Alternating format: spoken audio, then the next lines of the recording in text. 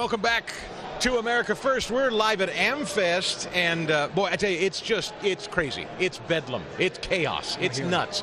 Larry Elder just stopped by, and God bless him, he said he was willing to hop on the air, but he's literally, we're all trying to get situated, Larry. It's kind of you to pop in here, but I know you don't have all the stuff going on. It's nuts, you know. People are screaming and yelling. Chris, come on, it's fine. My middle name is Chaos. You didn't have to come. I'm with Chris. I knew it was going to be chaotic. Are you kidding me? We had to come from the east. This is down the street for you, isn't it? Yeah, I walked from L.A., and boy, are my feet hard.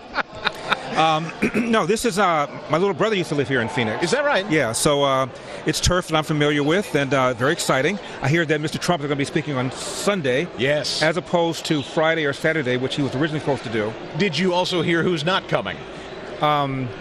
I heard Jussie Smollett cannot make it. Mike Johnson has decided not to attend. Liz Cheney, for some reason, canceled at the last minute. Adam Kinzinger can't make it. I just can't believe the man's being dissed like this by all of his buddies. Well, it's good. Chris, you know what I think? Yeah. Since you brought it up. Please.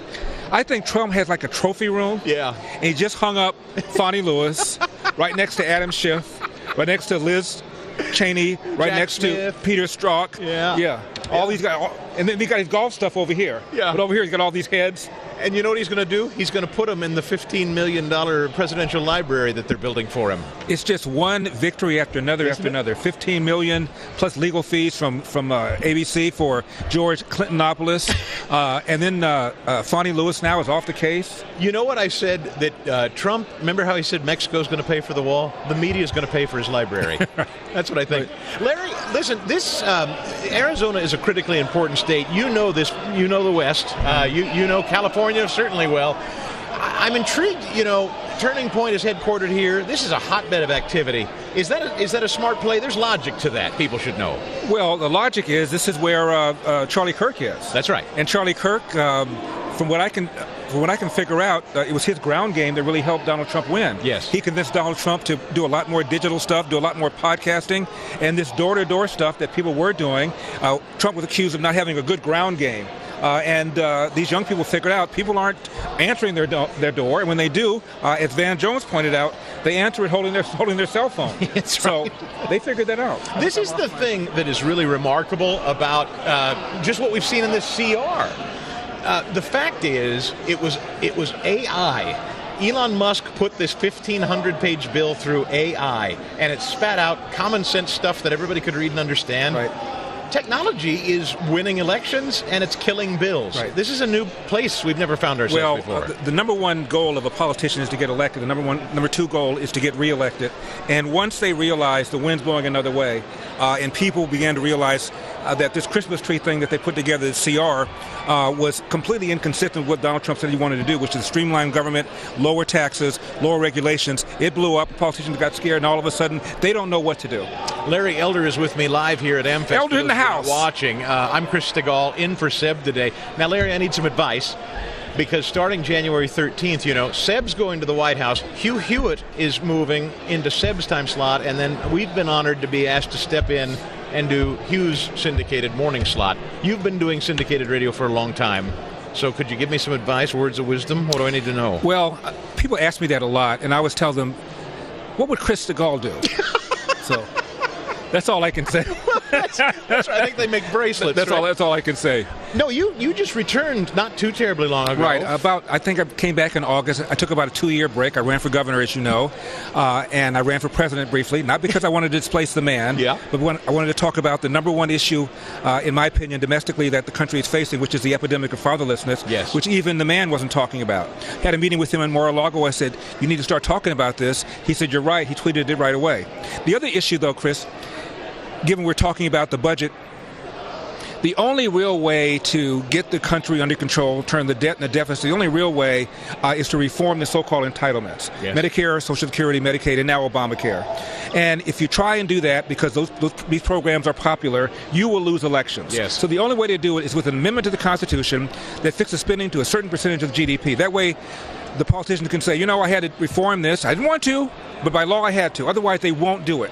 You can trim this, you can trim that, and I'm cheering on Elon Musk and Vivek for trying to reduce $2 trillion in excessive spending. But the real problem, what's really driving the country, is that the so-called entitlements are on automatic pilot. Bill Clinton said it, Obama said it, it is true. States, most of them, I think all of them, have, or at least the vast majority of them, have balanced budgets. They have to, by law, balance their budget. You think we could ever get there? You know, Chris, even if we did, balancing the budget is not really the issue. The issue is the budget is too damn big. Yeah. The country is too big. The country is 80% bigger than I think the Founding Fathers ever intended. So the Founding Fathers intended for the limited duties, responsibilities of government to be funded by taxes and duties, by tariffs and duties. Believe it or not, there was no income tax. There was no FEMA, no Social Security, no Medicare, none of this stuff. So until we get a handle on that, you can raise taxes to balance the budget. It's still too big of a budget. Yes. Larry Elder with us, and he's going to be... Larry Elder here with his pristine logic, his compelling knowledge. Listen, he's going to sex symbol. You are a sex symbol. People can't get enough. You walk through this hall, people want a piece of Larry Elder. There's Elvis, there's Frank Sinatra, and then there's Elder. And not necessarily in that order, They're going to make a biopic of you that's soon. Right. Just like Bob Dylan. And, I will play the race car if you'll put me first. I have no shame. Larry, here's the other delicious thing we've been watching. George Stephanopoulos paying settlements. Hold on. You mispronounced his name. It's George Clintonopoulos. George Clintonopoulos, my apologies. Remember when he was maligning all the women that made accusations against him? Yes. He maligned Paula Jones. He maligned Juanita Broaddrick. He maligned Kathleen Willey. Now he's sitting up there and he's the voice of America. Are you kidding me? I just read today in Variety that now he's pouting and he's thinking about quitting because he's very upset with ABC for settling the lawsuit. They just gave him a new contract. Yeah. Did they? Yeah, they just did. Okay. Just yesterday. And I think ABC did that. Disney did that to let everybody know, we're not being pushed around. So they gave him a new contract. By the way, when he was hired, ABC News says he's not going to do news. He's going to do commentary. He's not going to do news. And then little by little, he started doing news. Yeah. And now he is the chief news analyst at ABC News. Well, listen, I mean, the View ladies are considered the news division. That's true. Seriously. Yeah, they are. It's outrageous. And they were today just opining that J.D. Vance and Elon Musk might be plotting to kill Trump. Yep. This is the thing that I wonder if you think will work. They all think they're going to play to Trump's ego and attack Elon as the real president. That's their play. You think that's going to work? No, it's not going to work. The reason they lost, the Democrats lost, is because of people like The View, because of people like Whoopi Goldberg, the Joy Reids. Everything is racist, everything is sexist, everything is homophobic, everything is DEI, climate change, and people are sick of it.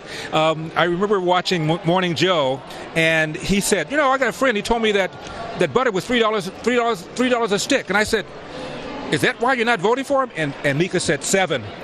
He goes, what? $7. That's why you lost. That's right. Yeah. Speaking of you can see who does the shopping in the Scarborough household. Yeah, right. Because you've been to Mar-a-Lago, what an impressive place and scene that is. Isn't it interesting, all the people, from global leaders to Joe and Mika, they're all, Bezos was just there, they're all going to meet with him. Yeah. How do you read that? If I were Trump, I'd make sure nothing is stolen, because I don't trust these guys. Make sure all the salt shakers are there. Make sure all the glasses are there. Does it tick you off that Trump hosts all these people that have been hostile to him, or do you like that? No, I like it. Trump is a negotiator. Trump is a smoozer. He invited Xi Jinping to the inauguration. Doesn't mean that he's going to suddenly change his view on China. He's a rock star. Yeah. I've never seen the like of it. When I was running briefly for president, thank you for knowing, I was talking to the governor from Florida, Ron DeSantis. Yes. Who ran. Yep. And a lot of people thought for a moment, because he won Florida by 20 points, he won Miami-Dade, that he would challenge Trump seriously. So I'm on the campaign trail for about 3, 4, 5 months, and I'm watching this, and nothing's happening. And then you start reading articles that he's not a good people person. He's not good retail politics. That's not it. I went up to him and I said, I hope you're not being bothered by these articles saying that you're not a good people person. And he goes, well, I said, this dude, I pointed to a picture of Donald Trump, is a phenomenon. He is a rock star. We're never going to see anything like that again. Don't compare yourself to him. It's a one in a million phenomenon. So if you compare yourself to him, you're going to put yourself into a deep depression. Don't do that. And he said, I appreciate that. Thank you. And I'm sincere about that. Yes. Have you seen anything like that? Look, normally when you're a one-term president like Jimmy Carter, you can't get a table at Fatburger. George Herbert Walker Bush, nobody wanted to smell him. Yep. His dog wouldn't sniff him. And now Trump loses. retains grip of the party for 4 years, then comes back like this? Are you kidding me? It's biggest comeback since George Foreman. It's amazing. Yes. Larry Elder is here live today. And Larry's trying out all his new material with Chris. No, it all works. Thank you. Kills. So far, yes. Now you're going to hit the floor for a while. You'll be back here live. That's your way of saying get off my get off the show. Get off my set. Show, okay. It's Seb's show. Get off my set. All right. I'm just renting it. Yeah, so all right. Thanks, Larry. Thank you. Great to see you.